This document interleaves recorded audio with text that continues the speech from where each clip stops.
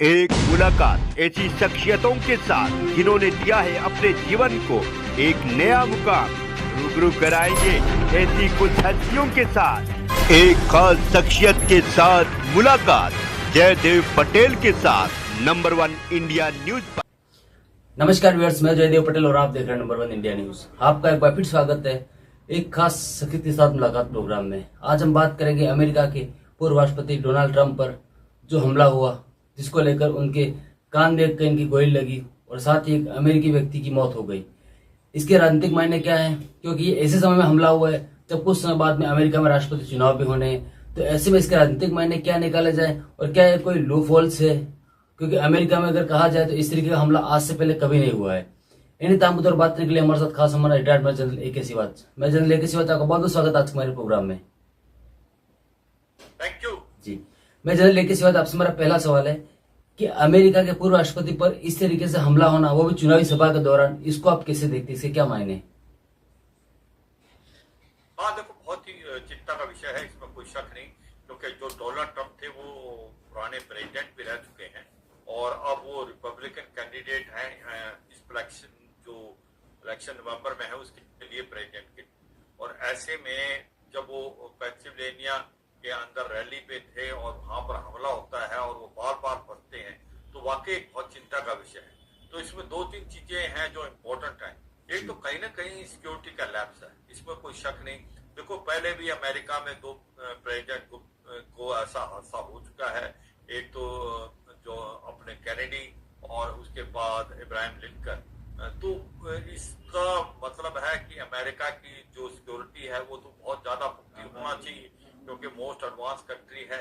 और मगर ये ऐसा लगता है कि ऐसा हुआ नहीं, क्योंकि पूरे इलाके को आपको सिक्योर करना पड़ता है, सैनिटाइज करना पड़ता है।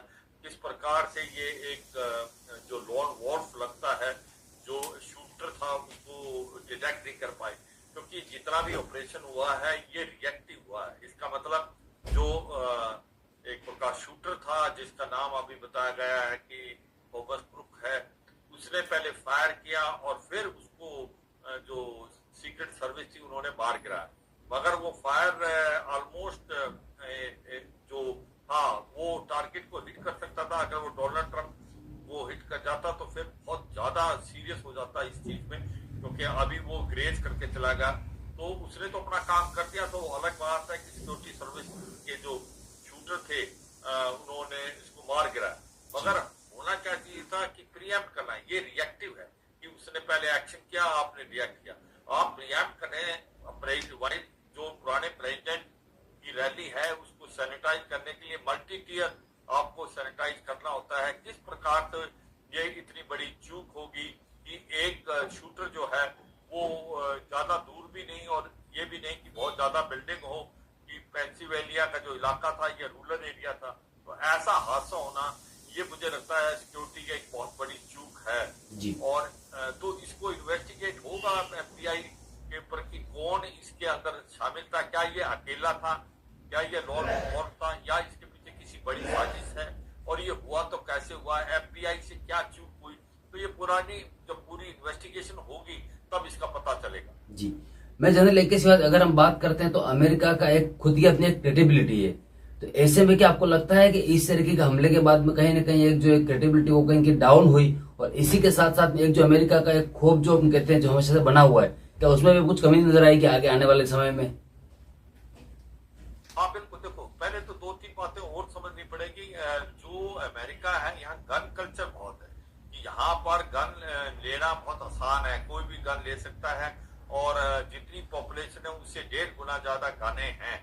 इसका मतलब हर आदमी के पास ऑलमोस्ट गन है, और गन का लाइसेंस मिलना, गन को लेना बहुत ही आसान है। और अभी तक इसको रोक नहीं पाए हैं कोई भी गवर्नमेंट। ये सच्चाई है कि इसको क्यों नहीं रोक पाए हैं, और जबकि हर रोज 2 से 3 ऐसे हादसे पूरे अमेरिका में होते हैं।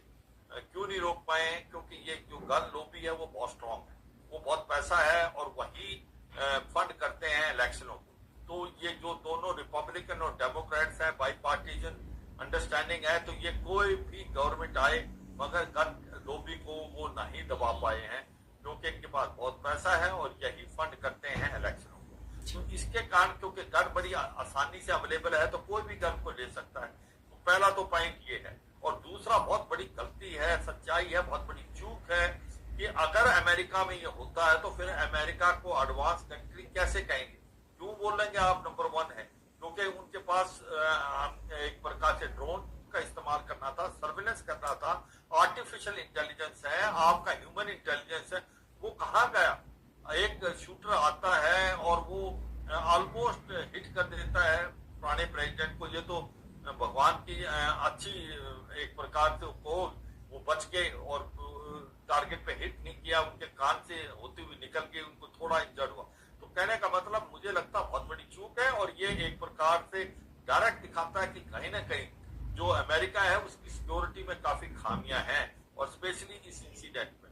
इसको जब भी कभी ऐसा होता है और जबकि इन्होंने पहले प्रेसिडेंट घुमा चुके हैं, ऐसे में इनकी सिक्योरिटी इतनी टाइट होनी चाहिए थी। मल्टी टीयर मतलब कि हर कम से कम 2 किलोमीटर तक आपने उसको सैनिटाइज करना पड़ता है एरिया को।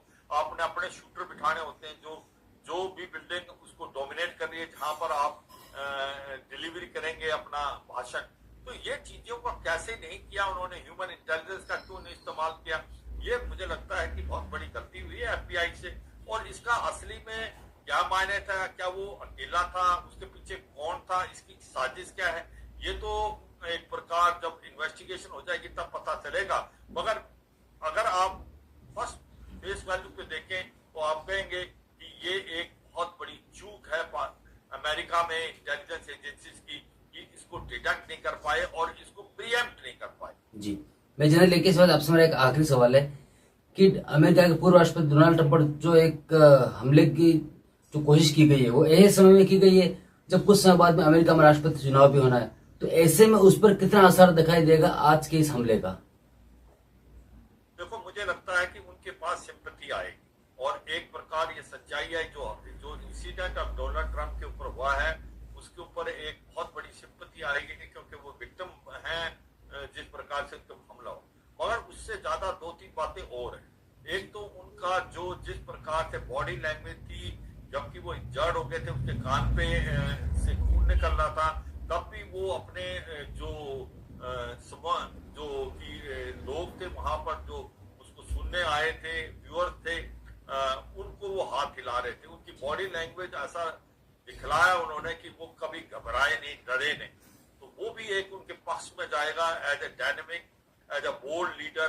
तो ये 2-3 चीजें हैं। मुझे लगता है कि इस इंसिडेंट से जो डोनाल्ड ट्रंप को सिंपैथी भी मिलेगी, उनकी पॉपुलैरिटी भी बढ़ेगी और उनको दिखाया जाएगा कि ये एक लीडर है कि गोली चलने के बाद, उनको लगने के बाद जो ग्रेज करके उनके कान से उनका खून निकला था, मगर उनका हौसला अभी भी बुलंद था। तो मुझे लगता है ये उनके पक्ष में जाएगा और इससे इलेक्शन में उनको फायदा होगा। जी, मैं जान लेके इस बात आपने हमारे लिए समय निकाला, उसके लिए आपका बहुत बहुत धन्यवाद।